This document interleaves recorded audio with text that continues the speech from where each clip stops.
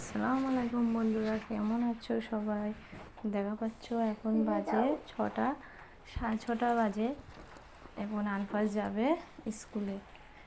বৃষ্টি হচ্ছে তো ওই জন্য মাথায় রুমাল দিয়ে যাচ্ছে। দেখা পাচ্ছ, এই দেখো আলফাজ যাবে স্কুলে।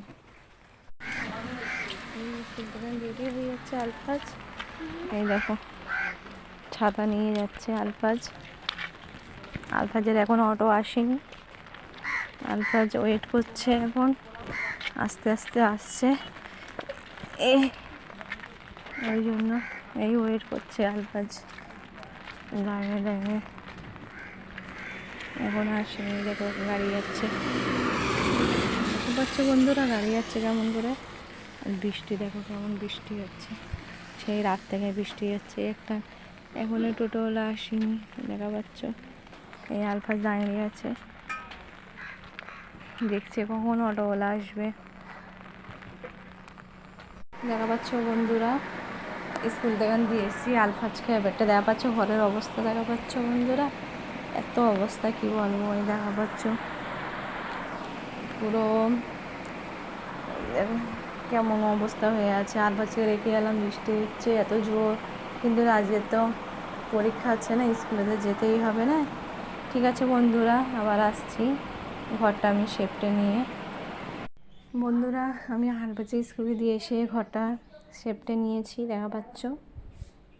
এবার কি করব, রান্না করব। রান্না করে এলে ফের আসবে আম্মা এটা করো, ওইটা করো, সেটা করো। আমি ঘরটা সারটে নিয়েছি, এবারে যাব রান্না করতে। হাই বন্ধুরা, দেখা পাচ্ছ আমি সব কাজ শেপটে গুছিয়ে নিয়ে এবারে এই বিরিয়ানি সাজাচ্ছি। এবারে দেখো বিরিয়ানিটা সাজাচ্ছি। দেখো শেয়ার করতে পারিনি যখন বিরিয়ানি করলাম, তখন ছেলে ফোন দিচ্ছিল, তাই দেখো তোমরা একটু।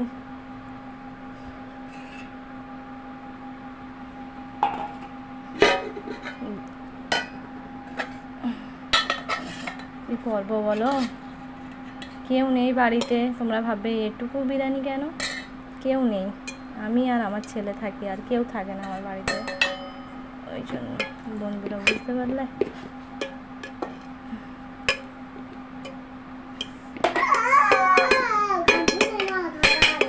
দেখা পাচ্ছ বন্ধুরা আলফাজ কত খুশি হচ্ছে। আলফাজ আজ বিরিয়ানি খাবে, দেখে নাও তোমরা বিরিয়ানিটা।